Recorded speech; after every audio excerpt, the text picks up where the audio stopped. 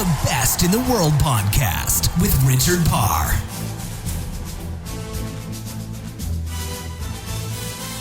Welcome to another edition of The Best in the World with Richard Parr. We're only a couple of weeks away from the Rio Olympics. They only come around every 4 years, the Olympic Games. And on this week's episode, we speak to another Olympic champion. On this week's episode, my guest is the shooting double trap Olympic champion from the Sydney 2000 Games, Richard Faulds. Now, don't worry if you're not sure what double trap is. Richard explains it to me in the podcast. We have some very interesting discussions on psychology, including what went through the mind of Richard's opponent, Russell Mark, in that 2000 Olympic final.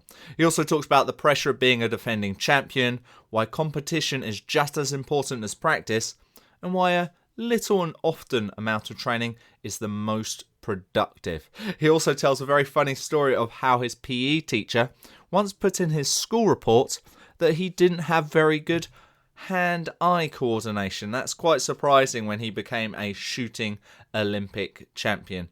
Some really good things to learn from Richard on this podcast. A bit like you can learn from the previous 22. All you have to do is go to iTunes, The Best in the World with Richard Parr. You can also find out more details about me on my website, richardparr.net. And for those of you who check out the site regularly, you'll be pleased and surprised to see that I've started blogging again. I've started giving news information, and it can be anything I'm interested in. Obviously, a lot of the things I'm interested in are to do with sports, so we might have things about nutrition, about psychology, about technology, about wrestling, about football, about tennis. Who knows what it could be about, but check out the blog, richardparr.net/blog. One of the things I mentioned this week is about a new app I've been using called Clammr. That's CLAMMR. And it's really cool. It's wanting to be like Instagram, but for audio. So being a podcaster, it's really useful for me because I can now put the best 24 seconds of all of my previous podcasts and my future podcasts to give you a little snippet of what's to come on the show. And, you know, I think that can help people who are like, do I want to listen to The Best in the World with Richard Parr? Oh, I can't be bothered to listen to a whole 45 minutes. But maybe you'll listen to 24 seconds and go, oh, wow, that is interesting. Maybe I will listen. Maybe I will download it. Maybe I'll download, subscribe, rate, review on iTunes, tell my friends that it's really good. Maybe you'll end up doing all of that. So that's one thing I'm using. It's Clammr. So have a look at that. Details on my blog, richardparr.net/blog. Another thing I've started to use is called paper.li. So paper.li. And what it does is it gets these different bits of social media, so it could be from Twitter, from Facebook, from Instagram, and it collates it in a way so it looks like a newspaper. And you can do it for yourself, and you can pick your friends' social media posts, you can pick people you really admire, or your favorite sports stars, or your favorite musicians, and every day or every week, and however regular you want it, it can create a homepage, a newspaper page of all of their best tweets and shares and likes and everything like that. So what I thought would be really good is that we've learned so much from my previous guests on The Best in the World with Richard Parr that there's so much more that we can learn from them. And one way of doing that is to follow them on social media. So on the Best in the World with Richard Parr news, yes, that's my paper.li name of my daily edition, I've got all of the social posts from the previous people I've interviewed on the show, and of course each week we get a new interviewee. I'll add them to that so we can continue to learn from the greatest sports stars on the planet. They're former world champions, former Olympic champions, former world number ones, and former world record holders. If you're going to learn from someone, you may as well learn from the best. Well, just before we get to the best, I want to tell you that today's podcast is brought to you by audible.com. Get a free, yes, I said free, it costs you nothing, audiobook download and a 30-day free trial. Yes, I said free again, it's free at www.audibletrial.com/best. Over 180,000 titles to choose from for your iPhone, Android, Kindle, or MP3 player. It's a great chat with Richard Faulds here on The Best in the World. The Best in the World podcast with Richard Parr. Richard Faulds, welcome to The Best in the World with Richard Parr. You're an Olympic champion from 2000. Not everyone knows too much about shooting, so let's start with the basics for people who don't know too much. What exactly is double trap? Okay, so double trap is one of the clay target events that is held at the Olympic Games. There's 3 different disciplines of clay target shooting. Most people have probably heard of skeet shooting, which is one of the events.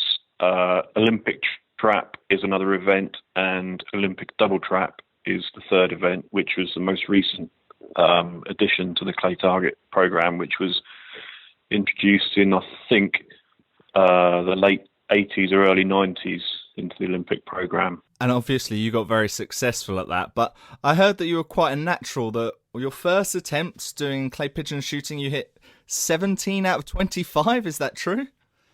That is true, yeah. That was a good few years ago. I think I was 8 or 9 years old and I had my very first shooting lesson with a family friend of my father's who used to do a bit of part-time instruction, and I shot 18 out of 25 on my first go, and he said that it was, I looked quite natural. And then, growing up on a farm and being in the countryside environment, shooting is something that, it's not uncommon for people to have access to. We're going back 30 years now, so, it was quite common for, people of that generation to grow up in that environment with, with that going on around the family. So that was the way that I got introduced to the sport, really. That's amazing. I remember my family had a family holiday to France, and all 4 of us had a go at clay pigeon shooting, and none of us hit anything. So for you to be hitting 17 out of 25, I'm just amazed at that. And well, obviously you then became a world and Olympic champion. I'd blame your coach for that one. So then what happened there? Did you go home and were you like, I was really good at this, I really want to get into this, where can I do this more? How did that progression then happen?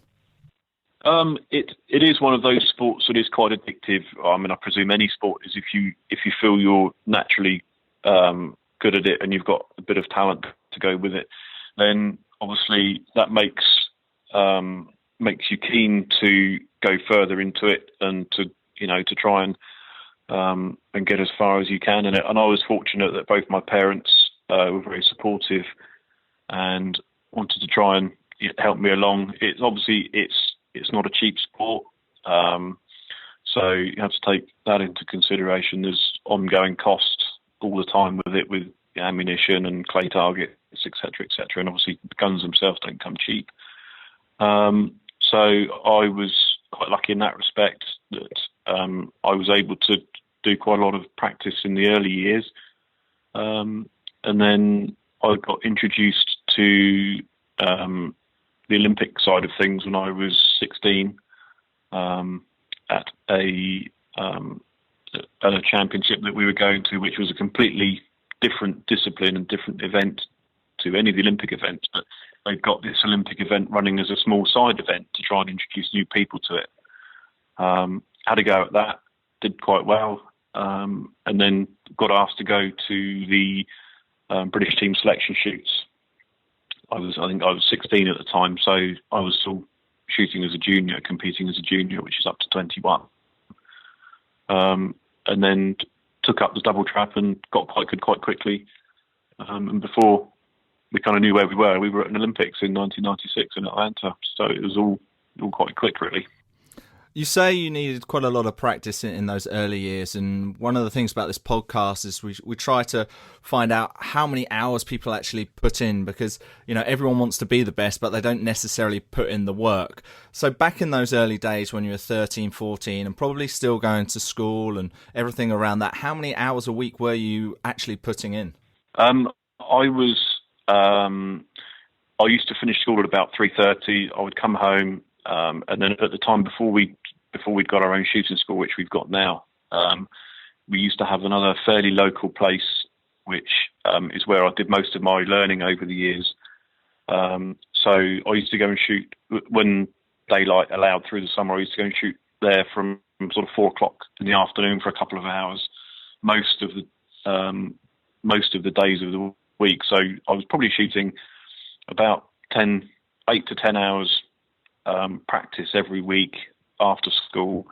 And then at the weekends, I was trying to do as many events as I could to get the competitive experience as well, not just the practice, because they're two very different things, which, the same for any sport, really. You can have someone who's a fantastic golfer in practice, but put the pressure on of a competition environment, and it brings in a whole new side to the game, really. So, practice-wise, I was doing probably 8 to 10 hours a week, and then Saturdays and Sundays was doing as many competitions as I could possibly get to, really. So did you thrive in competing, thrive in beating people, thrive in being around that competitive environment? Would you perform better there? I absolutely loved it, and I still do now. I'm still very competitive. I don't do anywhere near as much. I hardly do any training at all now, but I still absolutely love the competition environment. And I need, me personally, I need an incentive, be it a small side bet with somebody, a fellow competitor, or a coach who was teaching me at the time, just something to shoot for rather than just to train with no sort of end result, which for me was quite important. So it could have been anything from a simple £1 bet on a training day, just to give you something to be motivated over. And do you have that competitive spirit in other activities in everyday life? Do you bring that into like a game of cards or all different things which you might do out of shooting?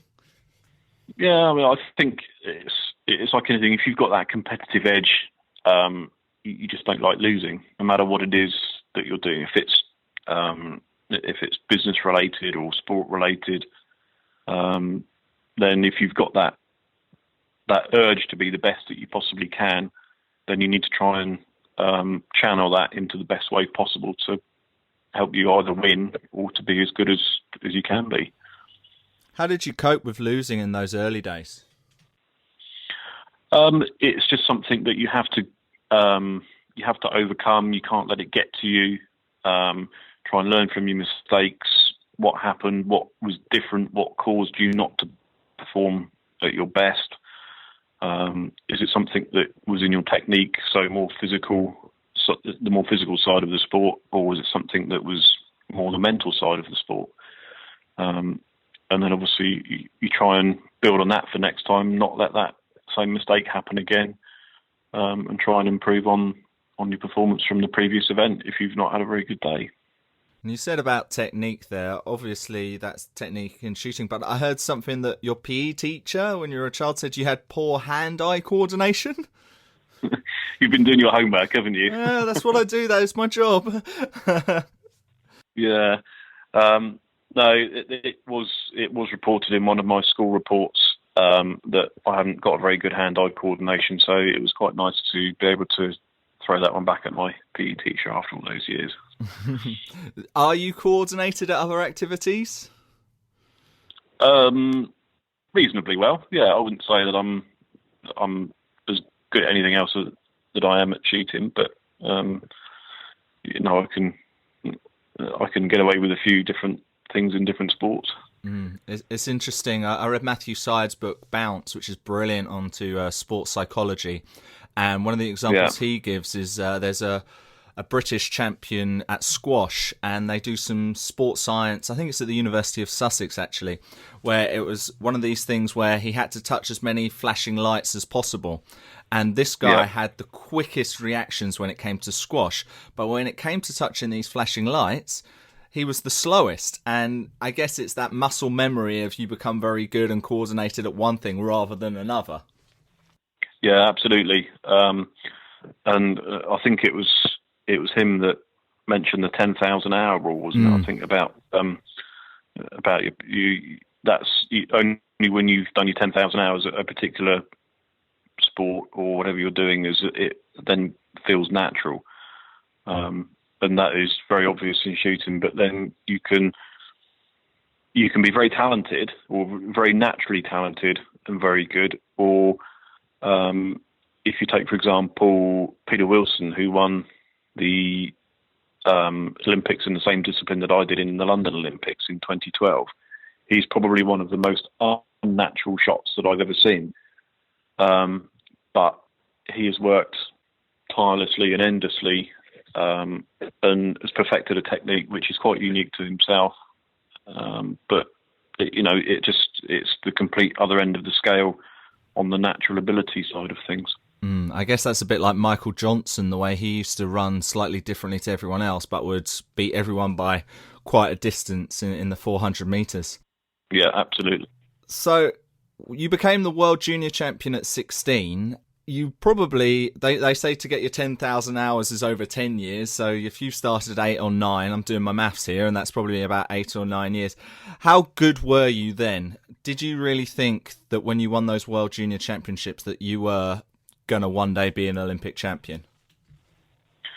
The events that I won the world junior championships at were non-Olympic events. So it was, although it's still clay target shooting, it's what people would be more familiar with clay target shooting. So if you went to a corporate clay shooting event with your business, or you got invited as a guest of a company, and you went to a shooting school, you would shoot clays that were thrown in all different directions throughout the day, quite random, and every scenario that you go to would be a different presentation of clays.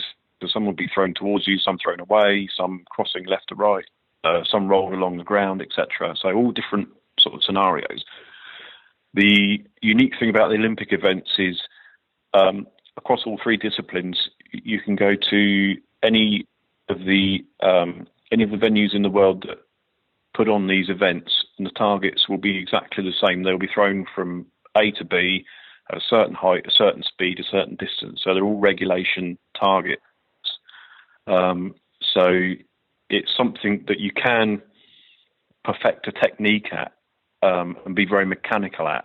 So you can, it's all very premeditated. You know where the clays are going, you know where they're going to fly to.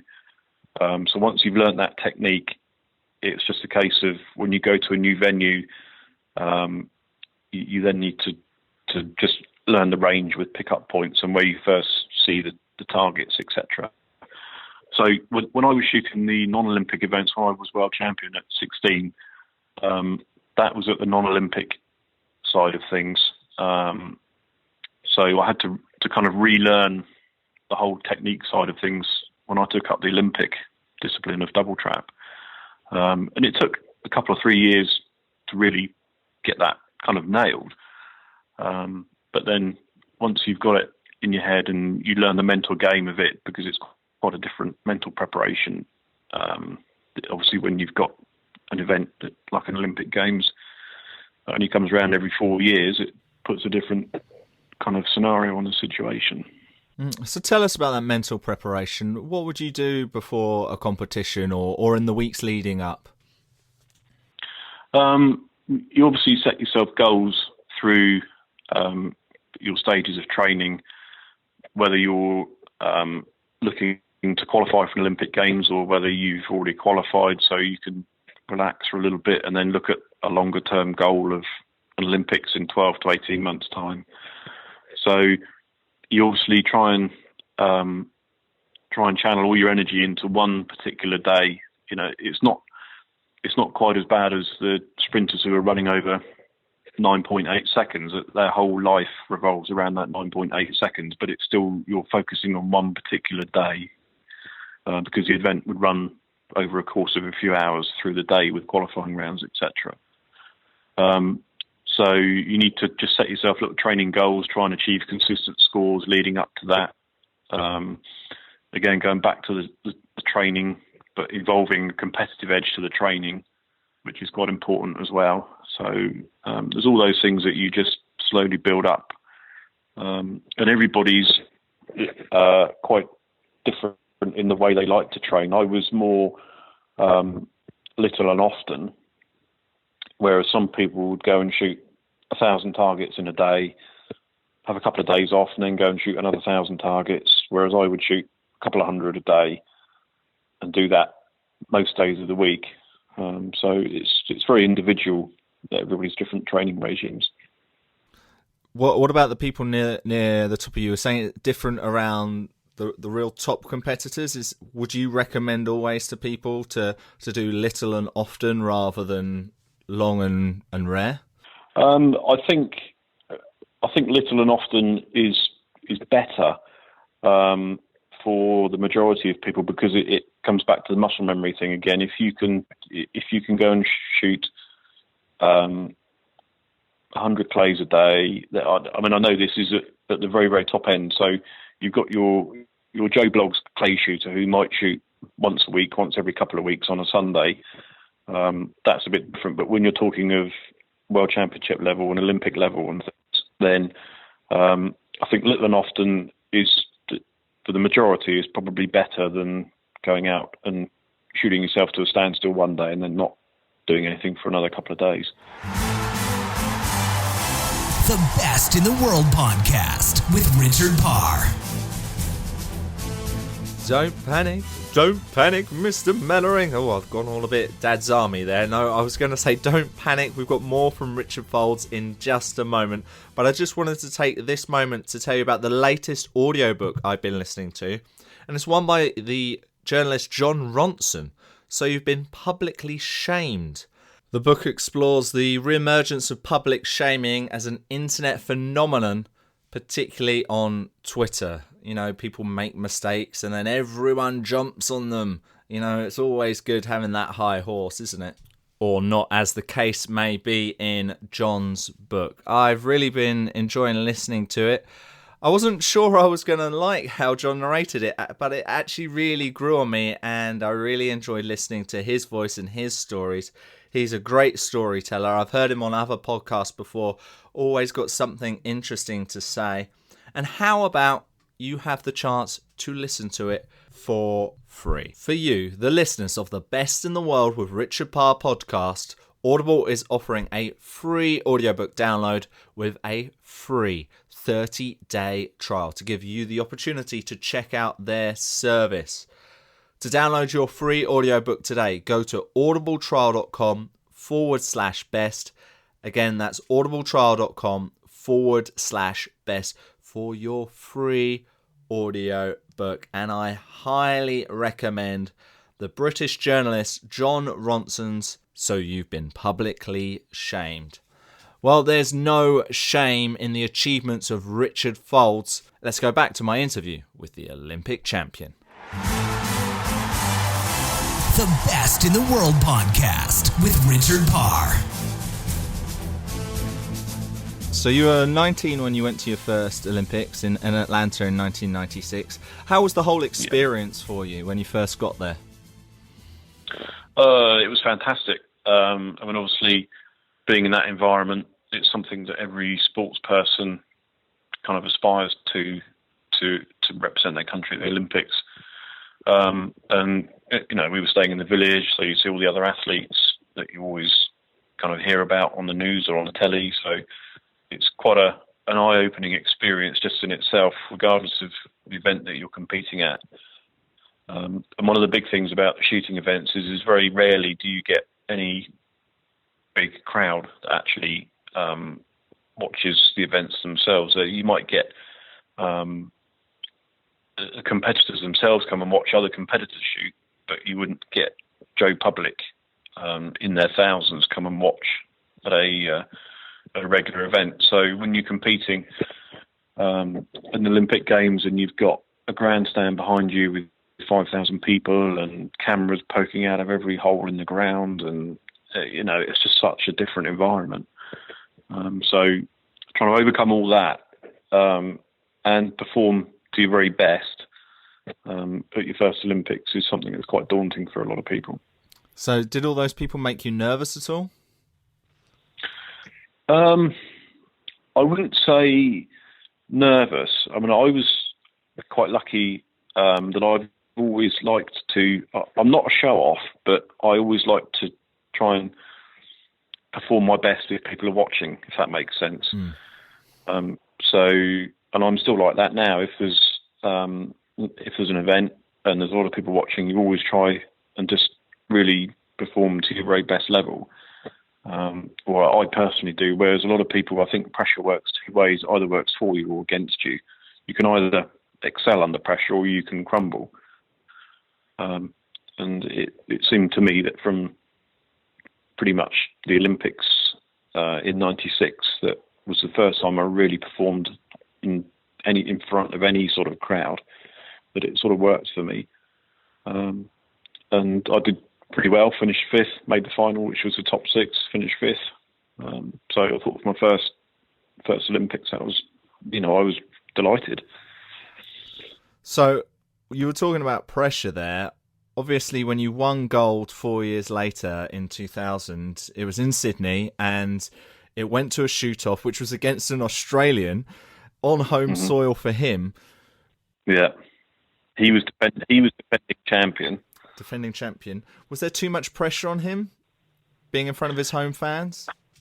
I don't think. I think we could have been anywhere in the world, and the pressure of defending your title would be something which is very, very difficult to describe. It actually happened. Jumping forward another 4 years, it happened to me in Athens when I was defending champion, and that was a very different pressure for me.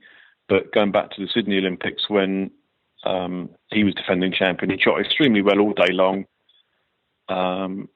He was, I think, 2 points in front of me going into the last 50 shots, which was the final, which was for your top six competitors. So if you get into an Olympic final, anything can happen. And we've seen some people go from hero to zero over the years with different disciplines.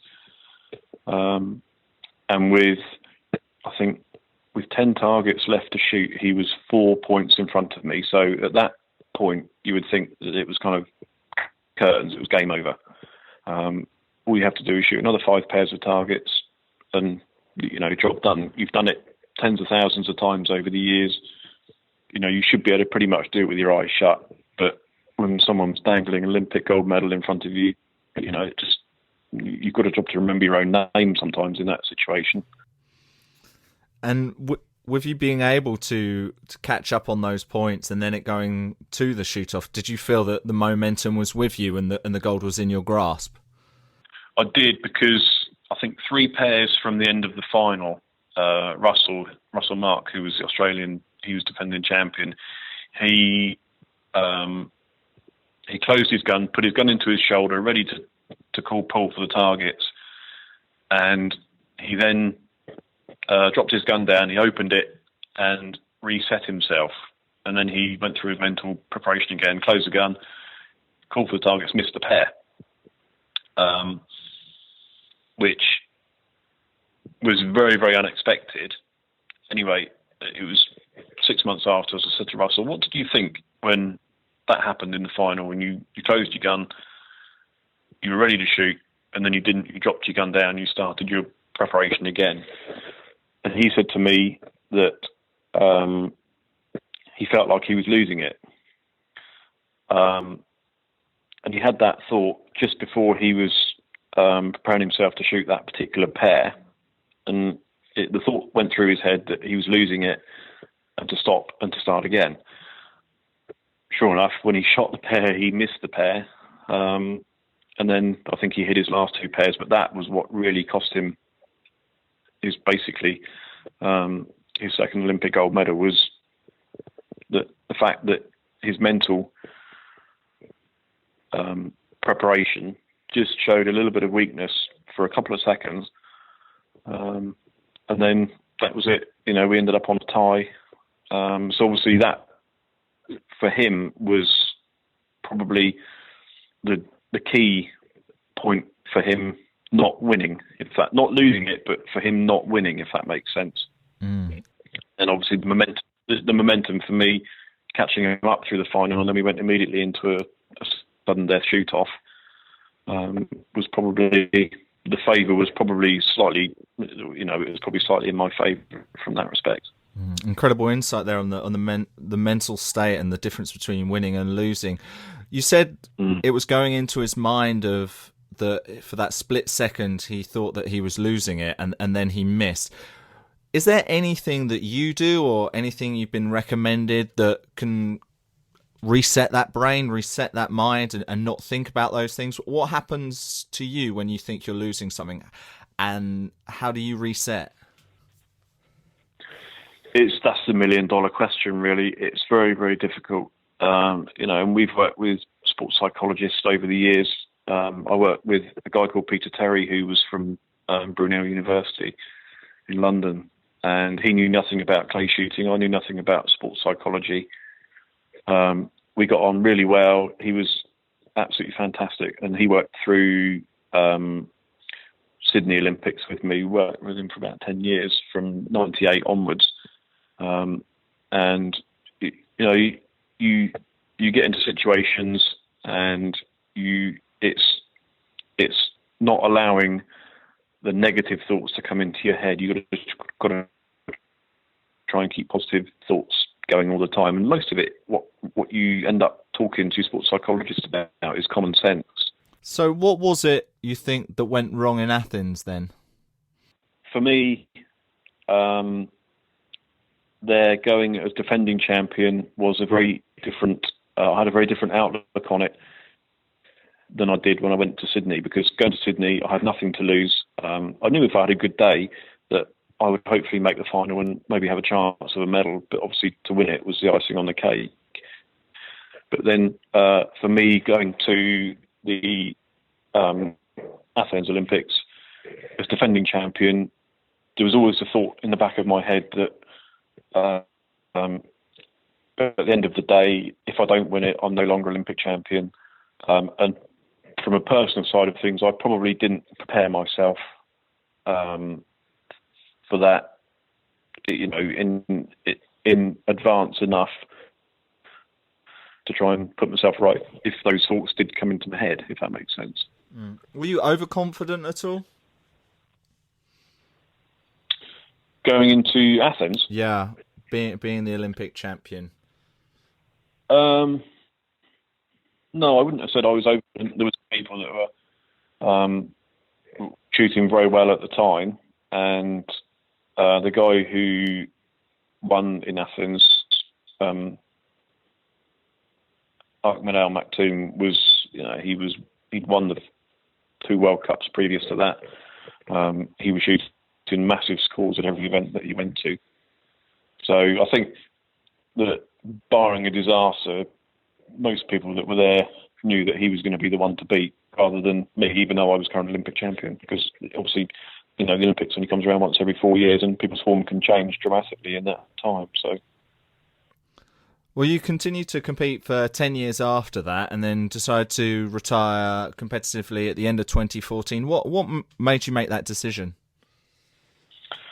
I've only retired from the Olympic side of the sport. I'm still very active in the non-Olympic events, but the Olympic side of the sport, it just takes over your life, and I've done it since the age of 16 until I was 36 or whatever it was. So it was just time for me to focus on family, business, etc. So it just, you end up traveling around the world and not having any time to yourself. So it was, I've done 5 consecutive Olympics, so enough was enough for me, really. Did you enjoy any of the travelling? Were there any places you liked to go, or was it always just a hassle? I wouldn't have said that any of it was a hassle. It was just you were there doing a job. You weren't sightseeing and like beach and everything else. You were there to train or to compete. So you would never really have any downtime. So it was, everyone thinks, oh yeah, it must be great travelling to all these lovely places and having all these, holidays here, there and everywhere. But it wasn't like that. It's, airport, hotel, shooting ground, airport, back home. Yeah, I've heard quite a lot of that from different people who work in international sports. So you said working now on your business. Tell us about the Owls Lodge Shooting School. Well, that was something that all stemmed from when I very first took up the Olympic side of things. That there was very, very few places to train anywhere in England. The nearest place to us was 2 or 3 hours away, so we were fortunate enough to have the space on the farm that my mum and dad managed to get a Olympic track layout put in and built on the farm, so I could train pretty much as and when I wanted to. And then it just grew from there. People wanted to come and shoot with me, and then can I give them a lesson, and so on and so on. So it just grew and grew to what it is today, really. And how can you tell from any of the people you teach quickly that they're going to be any good? What are the attributes that they have? Well, unlike my PE teacher said to me, hand-eye coordination is probably the biggest fundamental thing, and an understanding of what you're trying to do with a shotgun. So I try and explain it to people that if you shoot a rifle, you're shooting at a stationary target. It's easy to put the cross on the target, pull the trigger, and hit the target. When you shoot a shotgun, it's very different because you're shooting at a moving target. So if you can imagine somebody throws you a ball, and when you go to catch the ball, you don't put your hand where the ball is, but you put your hand where the ball's going.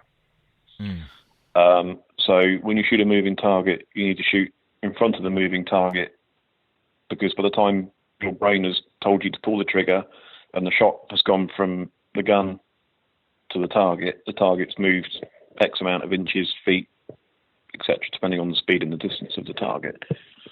So hand-eye coordination and understanding of what you're trying to achieve are the two fundamentals really that are quite important if you're going to be good at any point in your career. And is there one thing that you know now that you wish you knew as a competitor, wish you'd known 10, 15 years ago? No, not really. No, I mean, I wouldn't have changed anything that I did over the course of the years. I enjoyed my time at it. I always put 100% effort in, and some days were better than others, really. And how do you relax? How would you spend your downtime when you were competing? When I'm at home or when? Both. When you were out on the circuit, and then also when you were at home practicing. What were the things which would make you not think about shooting, or what are you thinking about 24/7? I don't really think about anything else. Really? Wow. No, I pretty much eat, sleep, breathe, shooting. So does my wife, and everything. She's very competitive. She shoots as well. So, it's in the family. It's our son shoots. Our 2 girls, my 2 stepdaughters, they both shoot. So, it's a full on shooting house, really. How good are the kids? Are they going to be potential world and Olympic champions? You never know. I mean, the 2 girls, they're fairly good. They shoot more socially than they do competitively. They're 18 and 16. But Charlie, who is nearly 9, he's quite competitive. And he's, especially through this summer holidays coming up now, he's going to get lots of opportunities to get some good practice under his belt. And maybe in, 6, 8, 10 years' time, it'd be great to see him following in my footsteps one day. But I'm not going to put any pressure on him to do so. It's up to him at the end of the day. I don't want to force him into doing something just because Dad did. It's a thing to do. It's up to him if he wants to follow that route. Well, I wish him all the best, and I really appreciate your time. Just before we go, Richard, could you just give our listeners details of how they can know about the Owls Lodge Shooting School, and if you're on any ways of social media or any websites or anything else you'd like to promote? Okay, well, we're Owls Lodge Shooting School is based between Andover and Winchester in Hampshire. We're open every Tuesday and Thursday throughout the year for practice, tuition, corporate events. If you've never had a go at clay shooting, look us up, give us a call, come and have a try. You never know, you might like it and get addicted and be the next Olympic champion. Well, fantastic. Richard Faulds, I really appreciate your time today, and thank you for being the best in the world. Pleasure. Thank you very much.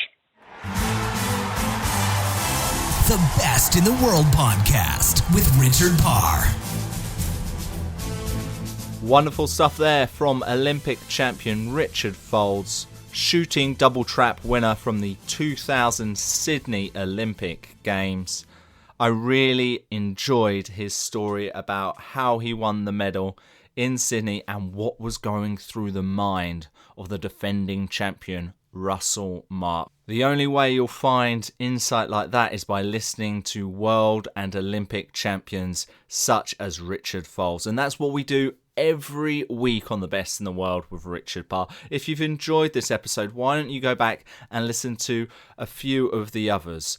Another one I really enjoyed was John Potter, episode 18, the former Olympic hockey champion. We've got ones from Darren Campbell, the 4x100 metres champion. We've got Ellen Hoog, another hockey player. We've got all different types of champions from snooker, Stephen Hendry and Sean Murphy. They're all on the iTunes page. Best in the World with Richard Parr. If you don't have iTunes because you don't have an Apple phone, an iPhone, but instead you're on Android, do not worry, you can listen on Stitcher. Stitcher has the Best in the World with Richard Parr. There's so many different ways you can listen to the show.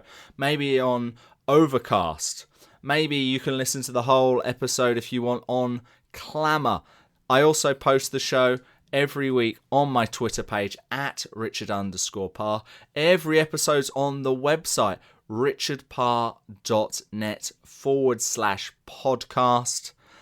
Many different ways you can learn from the best. We want to improve our sporting abilities or just their everyday lives. And I think we all appreciate what we're learning from these talented individuals.